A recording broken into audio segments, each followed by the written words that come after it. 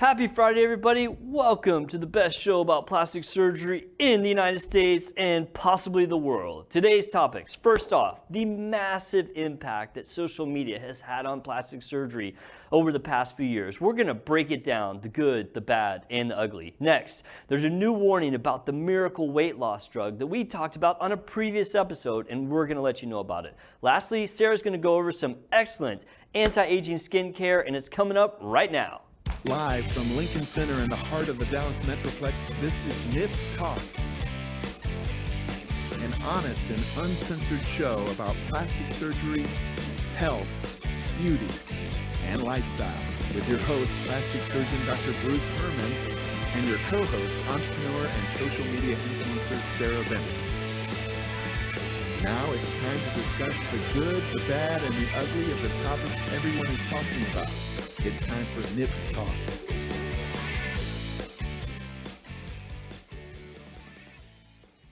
Welcome back, everybody. Thank you so much for joining us. We really do appreciate it. Please give us a like, hit that subscribe button, leave us a comment. We want to hear from you. I'm your host, plastic surgeon Dr. Bruce Hermann, and with me as always is the great Sarah Bennett. What up? Hey, Sarah. And in the box is the man, Travis. What's up, dude? What's happening? Happy Friday. Happy Friday. I love doing the show because it means it's Friday and it's a good day. And it's sunny. I will always take a good sunny Friday. It is. It's a good Friday, It's not too. raining like it usually is. I know, it's always raining when you drive up here. Yeah, it's a good week going into spring break. Now, Travis, you probably don't do anything for spring break, right? Because you don't have kids, right? Yeah, not necessarily. Spring break not my thing. Yeah, well, it will be one day.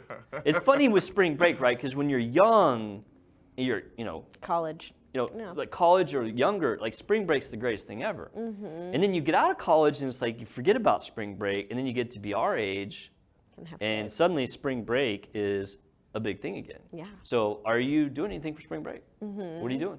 Going to Disney Disney World or Lands? World. Wow, So going to Florida? Oh, are you going to go get some cut rate plastic surgery while you're down there? Yes. No, I'm not. I know you wouldn't do I'm that. going to go get some elf ears. They're the only place I would do them. Travis, how many weeks has it been since we've had an elf ears? Hey, we haven't had. It's been at least a month. It's been a month. Sarah Yeah, broke get the your seal. clipboard. Get the clipboard out. Write it down. Sarah just set my heart on fire. I know. She mentioned elf ears. It's been a while. We got to find a way to bring that back in. I still haven't done an elf ear surgery yet. So if you know anybody, Advertise it during one of those, what are those things called? Where people dress up like old, fairy tale-ish. Ren Fair. I'm big into the Ren Fair. Yeah, you should advertise it. You can do that. Dude, I should set up a booth and do elf ears at the Ren Fair. Oh my God, I have a line out the door. Like a plastic surgery trailer. Yeah. For elf ears at a Ren Fair. Oh my God, that is a business model that needs to happen. I may have to get you to help me set it up. Okay. So Disney World, huh? Nice. Yeah, Disney World. We're going to Magic is Avery Kingdom. Excited? She's very excited. She's not excited to go on planes, but really? She was going on planes all the time, her entire life until a 2-year block where we didn't go anywhere. So she's kind of got out of the rhythm. For some reason, she just developed this phobia towards it. But she went to Washington State with her dad. For Thanksgiving, so she's kind of back on track, but she's a little scared. But she's excited. She loves Baby Yoda or Grogu. Yeah. So she loves him, and so awesome. she's excited so to see she watches all that. The Mandalorian? She does. She tries to. She's very. Scary for her? No, I mean most of the time she's she's 7. Oh, I mean it's not scary, but if she doesn't like it, she'll hide her eyes. Yeah, but she loves seeing the Baby Yoda. I think that's so cool that she watches The Mandalorian. We've watched all the Star Wars together. Really? Yeah. Dude. As much as she can your stock just went up. Oh. I'm a super Star Wars nerd. I love Star Wars. I have Star Wars. People think I look like Princess Leia. Princess Leia. I remember my wife went as Princess Leia for Halloween one year, and there's a very cute picture of her with the buns. She had the long hair, so she had the real buns. She kind of looks like Leia a bit, she had the long brown hair. Did she wear the slutty outfit or the? No, I don't think so. I thought about buying her one, but I'm not sure she'd wear it. Christmas, is that coming up? No, anniversary? Maybe. No, she would probably throw me out of the house if I bought that for her. She'd be like, you wear it.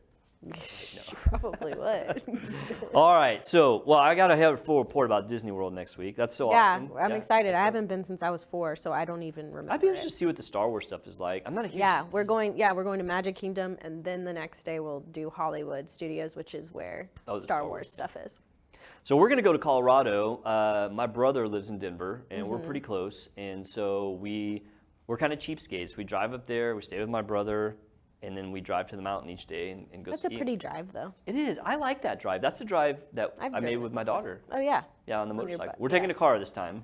Yeah, Not all because four. I remember you were telling me it got kind of, like, not difficult, but it was not as fun as it would be, like, in a car. Well, It was like, because you had to make more stops. Yeah. Yeah. I thought, honestly, I thought the whole trip was awesome. The biggest gripe I had about that motorcycle trip is it was so short. We did 1,700 miles in 3 days, and like that's insane. Yeah, You know. it's a lot, especially with a little kid. But she was great. Not My, little, my but- daughter was a champ. You know, I was worried that she was biting off more than she could chew, saying she wanted to do it, but no, she was amazing. Like, Nice. Yeah, it was pretty awesome. So, all right, well, and Travis, I assume you're just working next week, right? Yeah. Nothing, nothing exciting. It's good to hear that you guys will be at Disney World and in Colorado enjoying the nice scenery, Yeah. and I'll be here in the studio box. Oh man, I'm gonna bring you. You know what, Travis? I'm gonna bring you a souvenir because I feel bad that you're not going on spring break. It's okay. Now it's not any of those, special Colorado souvenirs. It's gonna be a normal souvenir. Nothing out of the ordinary. I'm not sure You what can you mean. live through. Not You sure. can live through my Instagram, Travis. Absolutely. I will live vicariously through both Okay. of you. Well, speaking of Instagram and speaking of social media, I thought it'd be interesting to do a little segment on the massive impact that social media has had on plastic surgery because it Yeah. has been pretty dramatic, and it's something that Can imagine. I either fortunately or unfortunately have lived through because when I started my practice in 2010, social media was just kind of a blip on the map. It wasn't really, it wasn't anywhere near what it is today. Yeah. And, I think my very first, I didn't do MySpace. I didn't do MySpace. I was just like, it sounds kind of dumb. Well, MySpace started with only college students being able to. No, that was Facebook. But MySpace, I had one when I was in high school, and then Facebook, you were only So allowed what year to have was that? Facebook What year? when you were in do you mind me college. asking? Or I'm not to. I think don't people care. know how old you are. But. I graduated from high school in 2007. Okay, so that's about the time that I got on Facebook. I think in 07 or 08. Yeah, that's whenever I got a Facebook. I can't remember. So, well, anyway, there's no doubt social media has completely changed our world. Sometimes I wonder if for the better. In fact, I had an interesting conversation the other day with Austin. He's the guy that helps me run the wound clinic. Great nurse. What's up, Austin? And so we were talking about we were talking about college or whatever, and I was like, man, and I said this out loud, not even really thinking what I was saying. I was like, I really am glad I grew up in a time that social media wasn't around, because it just made life simpler to not have everything broadcast 24/7. Not compare yourself to Yeah. every single it was really- living person on the planet. Right. It was really funny to hear myself say that because, nowadays it's hard for me to imagine, life without social media. Maybe not that I would miss it, but just imagine how it would be to go back to the way it was. Yeah. But I have to say, as somebody who, was an adult during a time without social media, that I kind of liked it better, honestly. So I think there's definitely some positive and negative impacts that social media has had Yeah. on the world, and I think that trickles down to all aspects of what social media has affected, including plastic surgery. And I do believe plastic surgery has been affected more than a lot of other things, right? Because let's think about industries, plastic surgery versus, say, auto mechanic. And I'm just throwing something out there. Plastic surgery is about image, and it seems like that social media is all about image. So these things are just made for each other versus other specialties or businesses where image is not quite as important. I mean, I just threw auto mechanic. I was trying to think of something where there's not a lot of pictures. But honestly, I've seen social media pages of people working on cars, and that's Yeah. really popular as well. But point being that I do believe that social media and plastic surgery have found a lot of synergy together. Yes, it's almost they sure it's have. almost like gasoline and a match, right? Yeah. They just have really kind of taken off, and it's in my opinion caused a lot of very positive things to happen and a lot of very negative things to happen. And so I kind of want to just talk about those. I think one of the good things that has come about from plastic surgery because of social media is just the increased awareness. There was a time when plastic surgery had a lot of stigma to it, and say, maybe not you, but maybe a person out there had some issue with their body, and they wanted to fix it, but they just maybe had a bad image of plastic surgery. I personally had a bad image of plastic surgery just from TV and stuff growing up. And when I went to med school, I was like, I'm never going to be a plastic surgeon. I remember literally thinking that. It's like, I would never be a plastic surgeon. That's just shady, which, you always hear me say it's shady still today, but I had this negative image. And so there might be people out there who really had something that could be helped by plastic surgery that didn't do it because of this stigmatism. And I think social media erased that. It made the awareness more, it decreased. Acceptable. It made it more acceptable, right? Because people were talking about it. It also gave people some inspiration. I've seen many pages or, people on social media that talked about their story of plastic surgery, that I have this issue, I'm seeking out a surgeon, now I've booked a surgeon, I'm having my surgery. They're showing their journey. Yeah. And, that really can be very effective for people who are considering doing the same thing. And it's something that, was not available to people in the past. Yeah. And then lastly, probably to me, the biggest thing that social media has allowed is just the free flow of information. Very similar to, the internet, but in a more kind of directed, personal way. I myself have used social media for years to educate people about plastic surgery, and I feel like I have done that, and that's the whole, how this show even came about, was just trying to educate people. Yeah. So there are, I think, a lot of positives, but I do think there's some negatives. Yeah, I agree. I feel like social media has brought about this, I see it, I like it, I want it, I'm gonna buy it. Oh man, so you are so, it's like you're reading my mind. I swear Sarah, you know what, somebody asked me the other day, they said, it was a friend of mine, he said, does Sarah know, every detail about what you're gonna say, or do you just kind of surprise her? And I was like, no, I kind of want her to have a natural reaction, not scripted. Yeah. But you're so right. It's almost like you did see the script on this one. Yeah, I totally agree with you, because yes, it came about, social media and plastic surgery, it's a good mix because it has that the whole thing, if you want it, then get it if it's gonna make you happy. Mental health, positive, self-care, all that kind of stuff. Yeah, that's great, but what happens if that's not enough for people that are like that mentally? Yep. And then it becomes a disease, these people that have body dysmorphia. It's like you're reading my card. Yeah, I did not. And but because you're a smart person, and we've talked about this. So so a lot of the negative things it just gets worse. It can be. It does have some potential negative outcomes, and one I think is the unrealistic expectations. We've talked about that before, that there's this kind of tendency in social media for people to only put out perfect pictures, things like filters. There's some crazy filters out there. There are. That make you look like a movie star. Have you used the bold glamour filter on TikTok? No. Dude, I can't get into my TikTok. I don't know what's happened to it.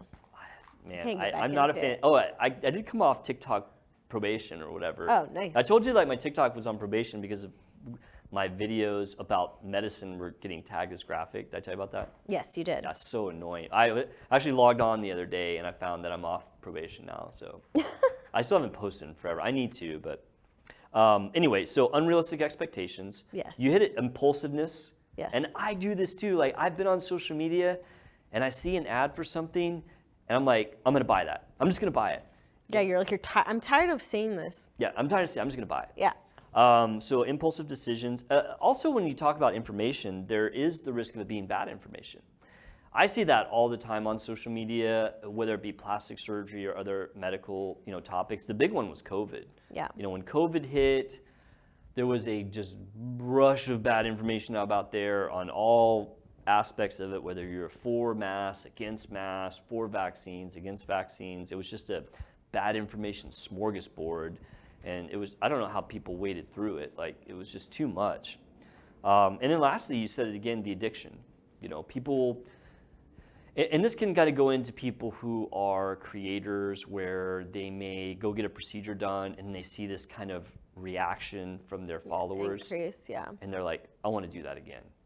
So definitely some potential negative things that have come about from it. What's also interesting is you've seen the rise of social media influencers in their relation with plastic surgery. And we just literally talked about this last week. OnlyFans, right? Mm-hmm. OnlyFans are creators on, I guess OnlyFans is social media. It is. It's social media. I was thinking, is it more like a website, like, I don't know. I'm not really sure where I was going with that, but I guess it is considered more, considered social media. And there are influencers doing their own thing. And the story last week, if you didn't see it, was that there was a place over in the UK it was really kind of like shady. They were offering cut rate plastic surgery and using OnlyFans models to push that. And so the people over in UK were justifiably, concerned with that. Yeah. But that's not just, OnlyFans models. I mean, you see that on Instagram. There's, I've had influencers come to me and say, hey, if I come to your place and get a treatment, can I get it for less money to push it to my followers? And I've actually done that before. Yeah. With various results. And then you also get people seeking out procedures to look like these influencers. Yeah. I mean, we've talked about that before. The cat eyes and Kim Kardashian's booty and the hollowed out cheeks of Chrissy Teigen. People see these things on social media and then they seek it out. Yeah, if they could just look like them, their and I think that life would change. Yeah. They get more followers. And once again, like when you talk about the influencers, I do feel like it's kind of a yin and yang. Like there are some good things about it. I mean, I don't think there's any problem with influencers using their clout to get services. I don't have a problem with that, nor do I have a problem with the business giving them services for exposure. I mean, that's all well and good. But when you get into kind of that negative aspect of people trying to mimic people they see on social media, I think that becomes a little dangerous. Yeah. You're setting that unrealistic, expectation. What's also interesting how it changed the surgeon-patient relationship, and probably there's very few people who can talk about that as much as I can. And not that I'm super famous on social media, I'm not. I mean, I have a couple 100,000 followers, and then we have the show, and so we do have a little bit more than average, but for me, it's given me a way to directly communicate with a wider audience. Yeah. Because in the past, like the only people I could communicate with was the people who rolled through my office. Mm-hmm. And so now, I can jump on social media and I can send information out to a couple 100,000 people. And then get on the news. And then get on Fox News and say whatever I want on there. So yeah, I mean, it does change that. And I do believe that's a positive. Definitely positive. No, that is a positive where, because, think if you want to have plastic surgery and you have a question that you want to know, but, you don't know the answer to it, and, maybe it'll influence you one way or the other, but you don't get your resolution because you don't want to make a consult. I mean, you can pop on one of my, Instagram posts and say, hey, what about this? And I can't say I respond to every single comment because it has gotten to be a fair amount, but I try to, and there's other surgeons out there do the same thing. So, patients can directly talk to surgeons about their questions, which is nice. Yeah. You didn't have that opportunity in the past. As a surgeon, you do have to address the unrealistic expectations. We talked about that. That has affected my consults. I have people come into the office. They'll have a picture of some, model from Instagram and say, hey, can you make me look like this? And then you have to kind of go through this conversation of, one, are they doing this for the wrong reasons? And two, is this a reasonable thing to expect? Yeah. I'd say the other thing that's kind of more on the plastic surgery side is how it's changed the business model. It's been very interesting because so when I came out in 2010 to start my practice, not every plastic surgeon even had a website. Like having a website was getting to the point that you kind of had to do it, but I think there was 2 plastic surgeons in town when I came to the place where I'm at, and one had a website that was literally one page. It was just one landing page, and the other did not have one. And of course, being kind of a tech guy, I wanted to have a website and kind of foresaw how that was going to be, a necessity. Now, fast forward to 2023, I personally believe if you're a plastic surgeon and you don't have an active social media, that you're not going to be in business very long.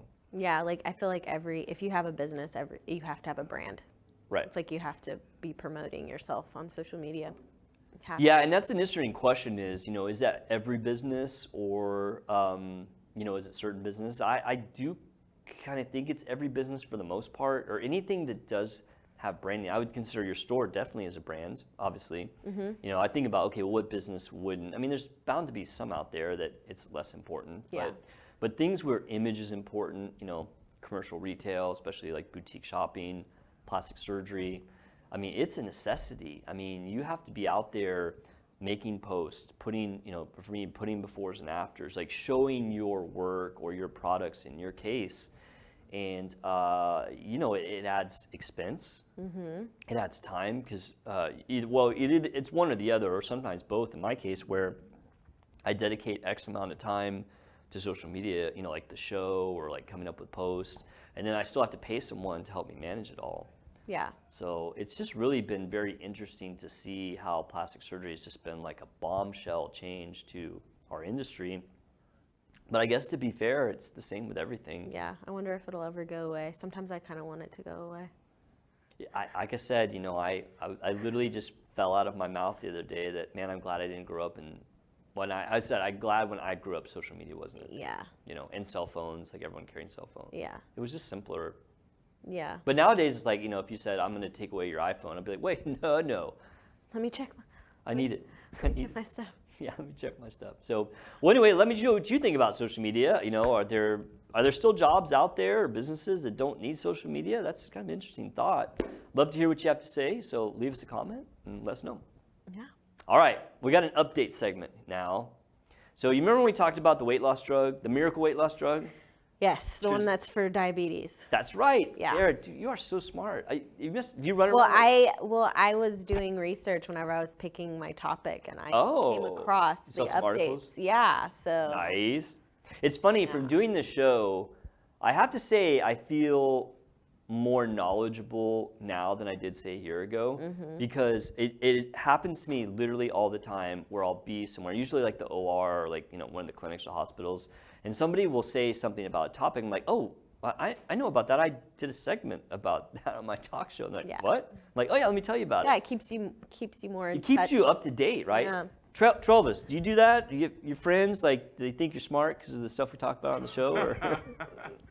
I mean, they definitely think I'm knowledgeable in pop culture. I can tell you that. Do they? Yeah, for sure. Because you do a show, I mean, your radio show, is there any ever crossover between the topics that we do and the topics you guys do? Yeah, all the time. Like the story from last week that we talked about with the tourists in Mexico. Oh, you guys were talking about that? Yeah, we spoke about that. So, Wow. like if it's pop culture, you know, we speak about it. So, Interesting. and it crosses lanes. It's wild. You're going to have to bring up some of the points you guys bring up. If you see anything that's the same, man, like, let us know. If you guys have already done that one, you know, maybe we can expand on our knowledge base here. Absolutely, I got you. All right. So anyway, so for those who didn't see it, I guess it was 2 months ago. I think it was in early January. We were talking about this new drug coming out, and it is a drug that's actually used to treat diabetes. And the one I was specifically talking about was called tirzepatide, and the trade name is Mounjaro. And this one is actually not quite on the market yet. It's getting FDA approval like anytime. But it's related to two other drugs that are out, Ozempic and let's see, the other one is Wegovy. Sorry, I forgot the name of it. And those have been out for several years now. The drugs are similar, but Wegovy and Ozempic are what's considered first generation for this type of drug. And the difference being is that those drugs act on one receptor in the stomach, which tells you you're full. So there's a receptor in your stomach that gets activated to tell you, okay, I'm full, don't eat anymore. And this drug mimics that, the molecules that target that. And so when you take the drug, you feel full, you don't want to eat. Now the way that tirzepatide or Mounjaro, which is the one that we were talking about in January, is different, is it has a second mechanism of action, which actually slows down how fast the stomach empties, because when your stomach gets empty, that's when you feel hungry. Yeah. And so and the results are way better with tirzepatide. And I have to say, to the point that since that episode we did in January, we've been in touch with Eli Lilly to try and kind of be on the forefront of maybe offering that medication in our clinic, because people were seeing weight losses of 30%. Meaning if you started out, you know, at 240 pounds, people were going down to like 160 after taking the drug for about a year. Yeah. And it has a pretty good safety profile. But in the past week, on, I think it was Fox and Friends or one of the Fox News segments, Mark Siegel, who's a well-known, is he as well-known as me, Mark Siegel? I'm just kidding, he's like way more famous than I. You know Mark Siegel? Really? Travis Mark Siegel? Maybe if I saw a picture of him. I don't know the name. Oh, okay. I'm an image person. Okay, well maybe I know him just because he's a doctor and he's on TV, and so Probably. like, you know, it's like you know people in your Yeah. in your industry. I'm like a little fish in a little pond, and he's a big fish in a big pond. But we are doing kind of the same thing to a certain degree. Anyway, so Mark Siegel, he's a big guy. He was on Fox News, and he was talking about a new study that came out from China. And the study looked at the first generation diabetes drugs for weight loss. So that's Wegovy and Ozempic.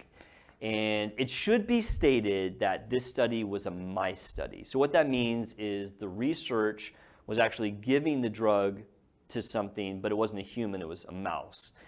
And the reason that's important, not to spoil, would say later, is that a lot of times the data you collect from mice studies doesn't correlate to humans.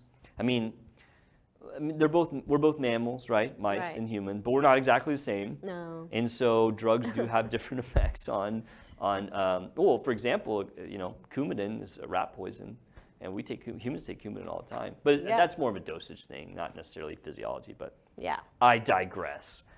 This is a this is a mouse study, so Here's my cough. yeah, this is a mouse study, so that does need to be taken into account. But the study showed that Wegovy could cause intestinal obstruction and intestinal dilation, which all kind of fits together. And then Ozempic can cause eating disorders. Okay. Now, so he was on there and he was saying, oh, these drugs are so popular. Elon Musk took one of them. I think Elon Musk took Ozempic. They were talking about him. My on there. sister is taking one. Oh, really? Mm-hmm. Wow. So, okay, can I ask you where she's getting it? She got it prescribed. Obviously, I didn't. Yeah, by her doctor. So her primary care doctor did it.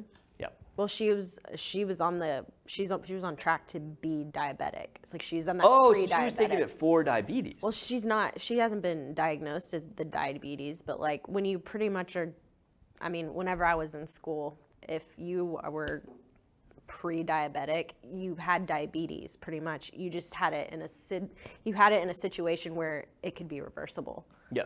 Like when you get diagnosed with diabetes, like you have to start taking medicine and like all of this stuff, and you never can get off of it. Yeah, and a lot of it is related to weight. Was your sister heavy? Not to like pry into it. Yeah, she's my height, but she's overweight. Yeah.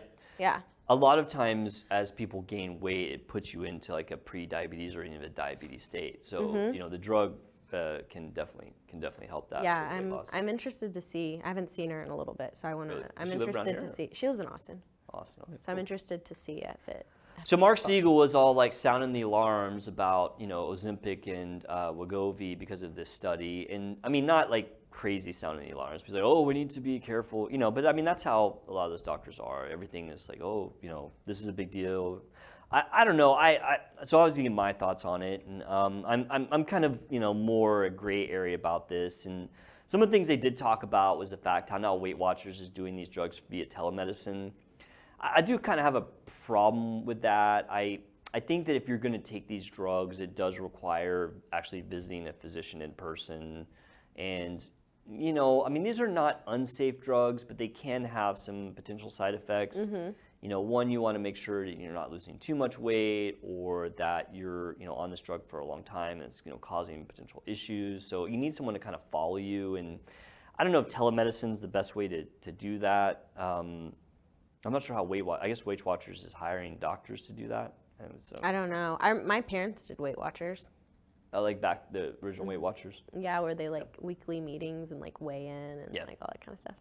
It works. Yeah, it totally worked for my dad.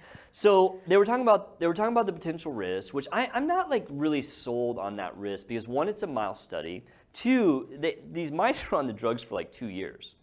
I don't think someone should be on these drugs for that long. The study that I quoted when I was talking about tirzepatide was more along the lines of 12 to 14 months. Yeah. Being on it for a year to lose that weight and then coming off of it and not staying on it long term.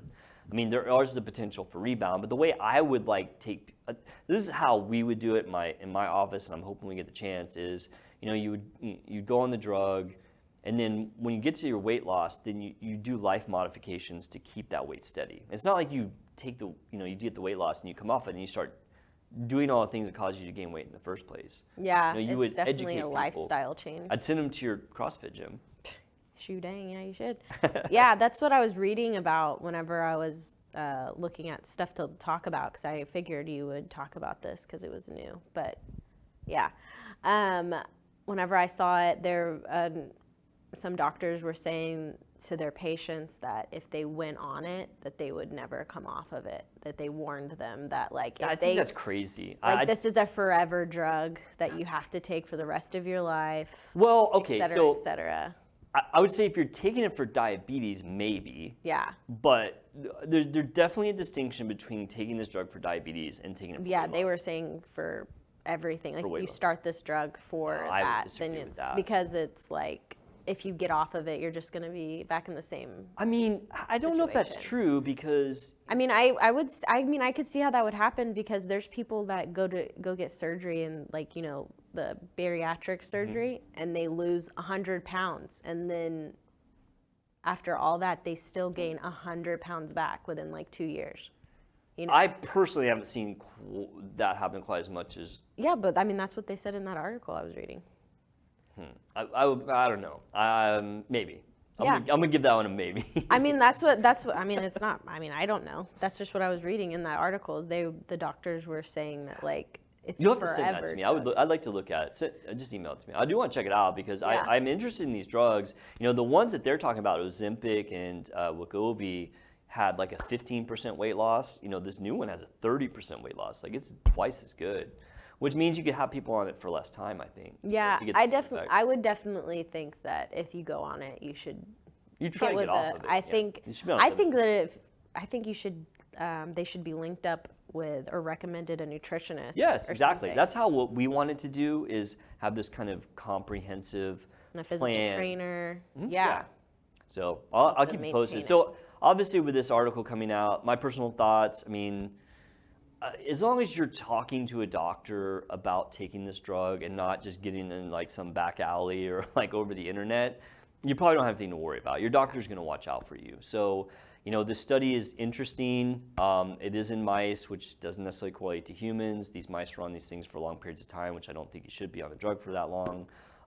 So I think used properly, these drugs probably are still very safe, but we will keep an eye out for further research and, you know, make sure that this is something that is safe for anyone that wants to take it. So Yes. cool. Well, leave us a comment if you want to learn more about these drugs. They're pretty crazy. When I tell people about them, everyone's like, when can I come get it? And I'm like, I'm working on it. So. Yeah, that'd be great. All right, Sarah, I hear Yes. you're going to tell us about looking forever young. Oh yeah, sure. You look forever young. Thank you. So, I mean, skincare, like watching TikToks and Reels and like everything on social Sure. media, everybody's doing their skincare routines. So I thought I wanted to look and see if mine was, you know, up to speed. So Okay. yeah, so I went and researched to get my notes out. So I went on the interwebs and looked up some anti-aging skincare routines, and I found a pretty good article on Today, you know, the talk show Today. So I found an article on there. So some things that you will need are sunscreen, Right. which we already know what that's for. Yeah, well, and just so people, you know, I mean, because a lot of people don't like, I mean, still to this day, that ultraviolet light, whether it be from the sun or from tanning beds, is terrible for your skin. Yeah. Really bad. Yeah, number one, if you want anything from this or get anything from this, buy sunscreen for your face. And I'm like literally wear it probably every like day. one of the worst people, especially when I was young. I would be out in the sun all the time. I never wore sunscreen. Yeah. So My makeup you know, has sunscreen in it. So like if I go, like every time I go like to anywhere outside, my face has sunscreen on it already. So I think that's great. Yeah. Anyways, the next one is retinoids, vitamin C, acids and peptides, moisturizers with a specific type of chemical or peptide or some type of collagen type thing called squalane. I don't know how to say it. Squalane.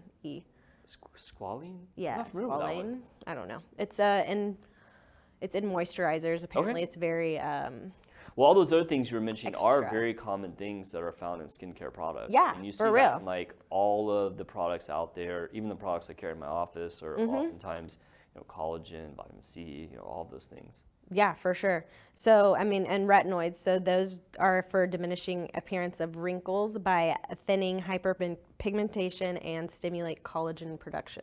True. Yep, those are Facts. That is true. Yep, I can verify that. Check. Okay, vitamin C stimulates collagen production. It does. It does.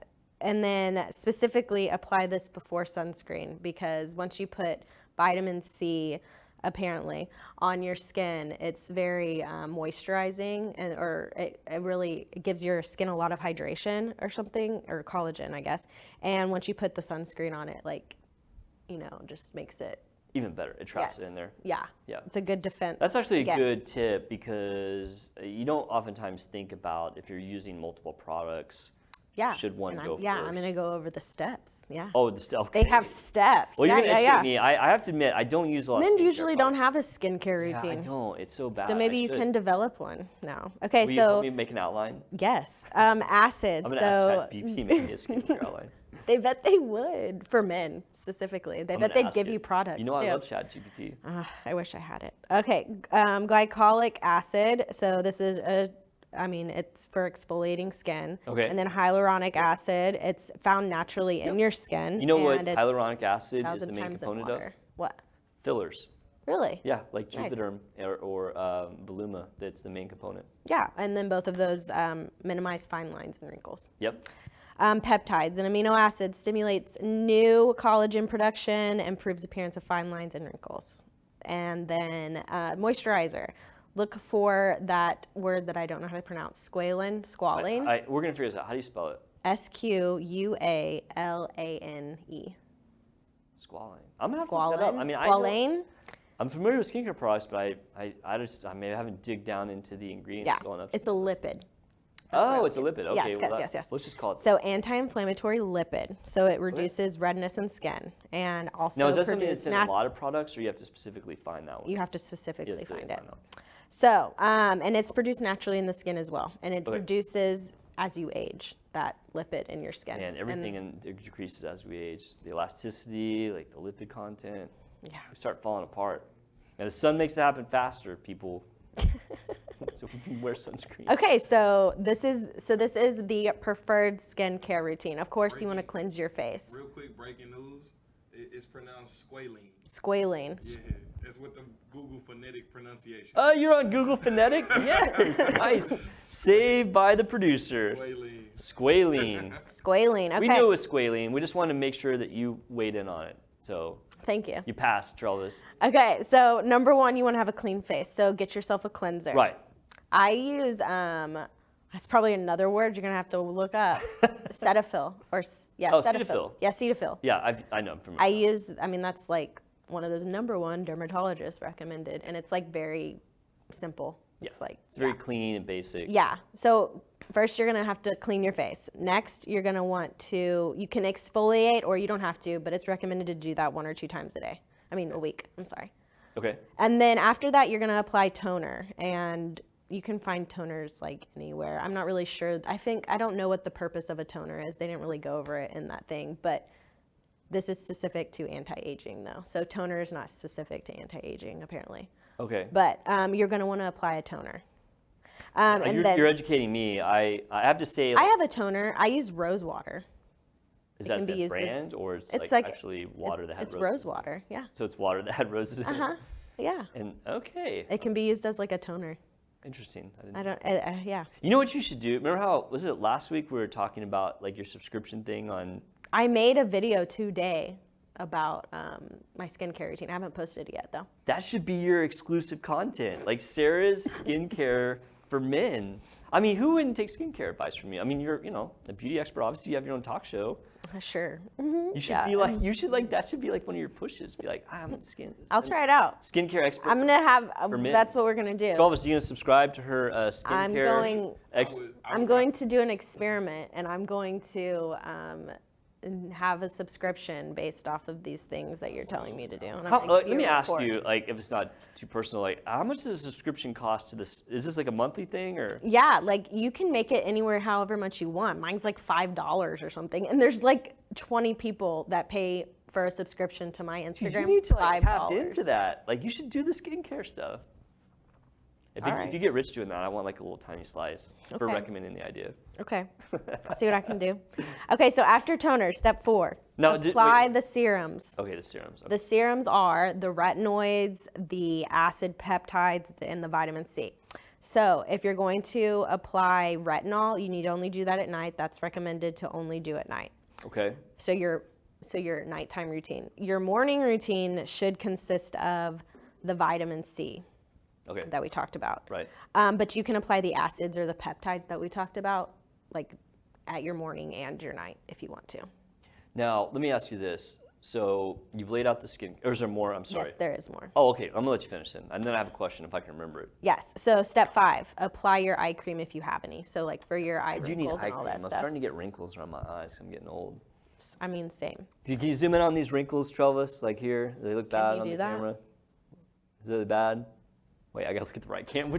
Which camera is it, Travis? How long have I been doing this? I don't see it. Can you see them? No? I did just get a laser treatment though. Maybe, you did. Yeah, maybe it's the laser. Yeah, you're not red anymore. I know. Congratulations. Thank you. I don't look like I was a burn victim. You don't look like you went to Florida. Yeah. All right, Okay. so keep going. Step 6. Yeah. Apply spot or topical treatment. So this is like for your acne scars or acne or like dark spots on your face. Number 7 is moisturizer. And so that's when you're going to try to find that moisturizer that has the squalene in it. Squalene. And then if your moisturizer doesn't have sunscreen, then you're going to put sunscreen to end your skincare routine. Gotcha. But most moisturizers have sunscreen in them. They do, yeah. But yeah, definitely buy that. So the main thing to take away from this is what's our take home? to have a morning routine and a nighttime routine for your anti-aging routines in general. So definitely apply the retinol at night, which is like the most effective anti-aging, right? Would you say as a... Definitely is up there on the list. Yes. Yeah. I mean, there's a lot of things that you can do, but that's way up there. Out of my research, retinol has always been like, if you want anti-aging, look for retinol. For creams and stuff. Yeah. And there's other things you can do. And then, vitamin C during the day. And personally, I use retinol for nighttime cream. And then I use hyaluronic acid too. Yeah, that's very popular. Yeah. It's a natural product. I have questions. Yes. So I'm a subscriber to your Sarah's men's skincare routine line, right? Okay. Yes. Because men can do all these, right? For sure. Okay. I just want to make sure that there wasn't something that was more makeup based. Like I didn't hear that, but I just want to make sure. Okay, so I'm a subscriber to the Sarah Skincare for Men Instagram page or whatever. I don't know how to say it. Sarah, how much will this cost me a month to do your routine? Not buying your products, but just like in general. Like how much can I expect to spend? Well, Ballpark. I guess we could probably look like those. I mean, I'm not holding you to it. No, I uploaded pictures. I don't know. The pictures. Yeah, we have some. We have some, pictures. Does it have prices on it? I don't know. I can't remember. So here's the collagen with the squalene in it. That's one of the ones that had it. There's retinol. Like L'Oreal, that's like you can get that at the drugstore, honestly. Right. Yeah. And that looks more like a retinol complex. Yeah, but that looks more like a really like high end place. I think that was probably like $80. Wait, is that Skin Better? Yeah. That might be the brand that we carry Skin Better in our office. Yeah, and this is Eucerin. This is like this is a really well known moisturizer you can find at a drugstore. Yeah. And then there's your hyaluronic acid. Yeah. That's another good brand right there. And then there's your is it the retinoid. Oh, the retinoid. Yeah. Sorry, I couldn't see it. So, I mean, do you have like just a bulk? Am I going to spend like $30 a month? Am I going to spend $100 a month? So if you went to the store and you didn't have any of those products that are listed, I would probably say you're probably going to spend $25 to $50 on each of those products. Okay, so you're looking at $150 to $300, and will those last me a month, 2 months, 3 months? They'll last you a very long time. I would say like 3 months. And how long does this take me to do the skin routine every morning? Even is this like a 5 or 10 minute routine? Less than 5 minutes. Less than 5 minutes. Okay. Yes. Sarah, I'm gladly paying $5 for your excellent skincare advice and your subscription too. Honestly, I would recommend definitely getting I know a lot of guys wash their face with just like soap. Yeah, that's what I do. I'm just like in the shower. I'm like I got some on my body. I'm just gonna like Yeah. Face. And you just like wash your face with whatever happens to be on your hand. Like if it's That sounds so just like if it's bad body, to like say if it it's body wash or Like, oh, I fell in the mud. Yeah, he doesn't. No, do you have face wash? So I don't have a face wash, but I do have a specific soap that I use just for my face. Okay, well, Troubles you is ahead go. of the game, man. Like, So I would definitely recommend getting a cleanser of some sort and maybe like an exfoliating like brush to use like in the shower Sarah, every I'm once in telling a you, while. this is it. You need to like do care like for men. Like they would love to listen to you tell them about how to treat their skin. I think. Absolutely. Sure. He's dead serious. I'm being dead I serious. think this would be a good thing. Okay. I want you to try it. Bet.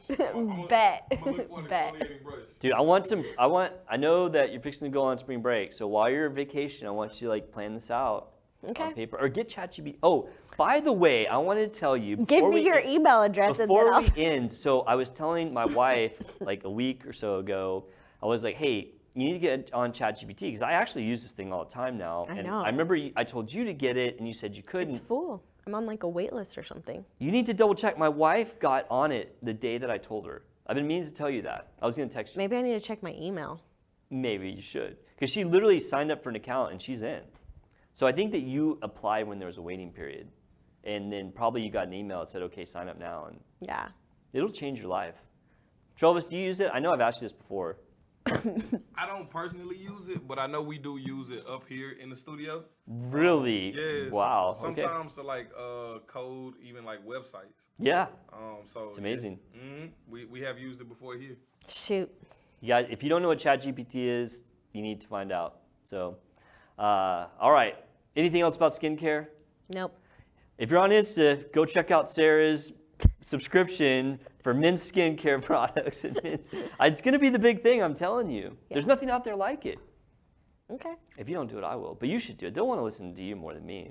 And you have the following. I I don't have men a lot of followers. men that follow me. Dude, they are begging to know about skincare. Begging. They're begging. Okay. And they'll gladly give up $5. Okay. All right. Thanks. All right. All right, everybody. Thank you so much for joining us. We'll see you next week on Nip Talk.